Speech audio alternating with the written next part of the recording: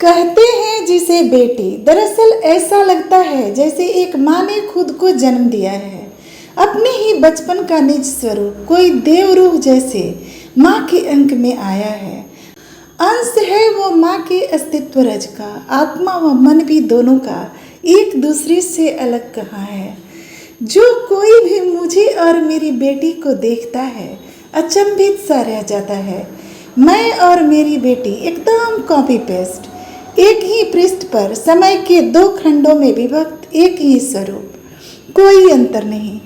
मैं जब भी अपनी बेटी को देखती हूँ ऐसा लगता है जैसे मैं अपने बचपन का आईना देख रही हूँ।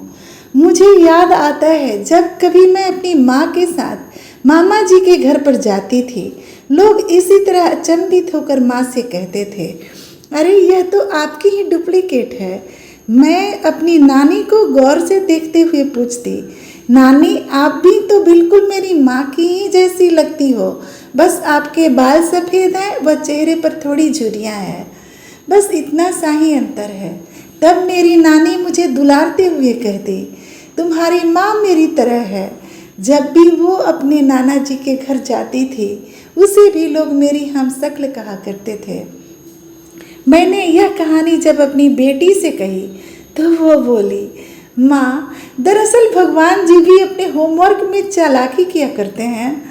सबके कई बच्चों में से एक बच्चे को उसके पेरेंट्स का कॉपी पेस्ट कर दिया करते हैं।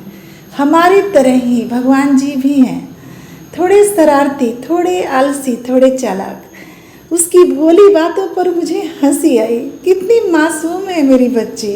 मैंने कहा, हाँ बिल्कुल। मुझे सुभद्रा कुमारी चौहान जी के कविताओं की पंक्तियाँ याद हो आई। कविता के ये पैराग्राफ जो मुझे पसंद है मैं पढ़ रही हूँ। मेरी आत्मगौरव बढ़ाने वाली मेरी देवी स्वरूप मेरी बच्चियों के लिए। पाया मैंने बचपन फिर से, बचपन बेटी बन आया, उसकी मंजुल मूर्ति देखकर मुझ में नवजीवन आया। जिसे खोजती थी वर्षों से अब जाकर उसको पाया, भाग गया था मुझे छोड़कर वह बचपन फिर से आया।